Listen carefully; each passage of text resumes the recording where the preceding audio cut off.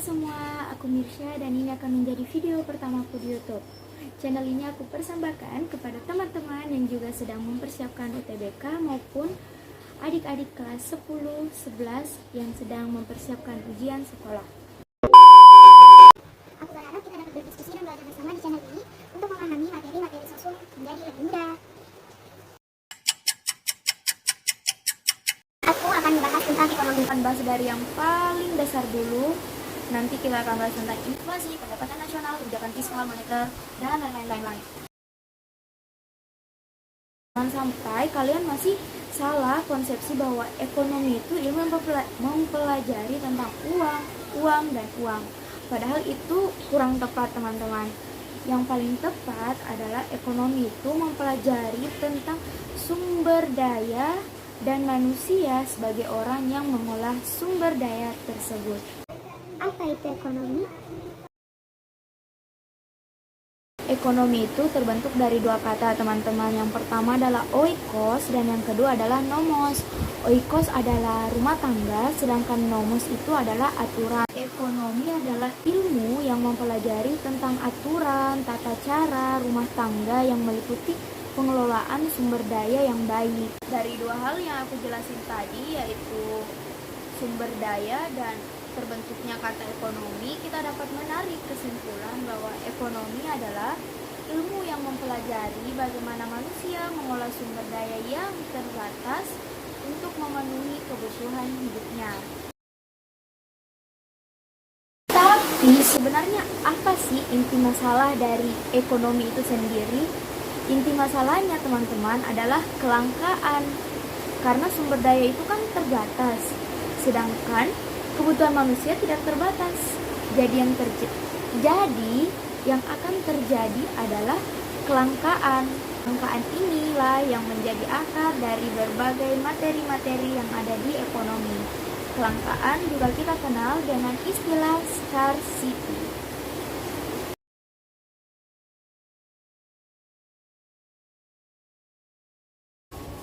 Jadi, apa saja kebutuhan dalam ilmu ekonomi?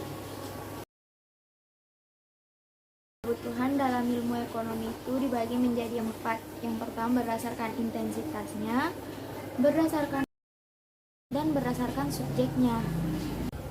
Kalau berdasarkan intensitasnya itu yaitu tingkat kepentingan kebutuhan tersebut.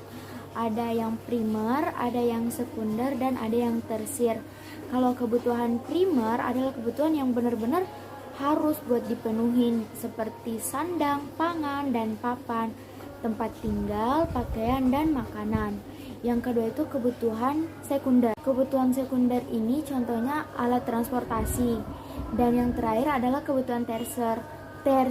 Kebutuhan tersier ini boleh dipenuhi jika seseorang memiliki penghasilan yang berlebih, misalnya membeli rumah mewah, perhiasan yang mahal, handphone yang mahal, pokoknya segala hal yang berbau kemewahan masuk ke dalam kebutuhan tersier.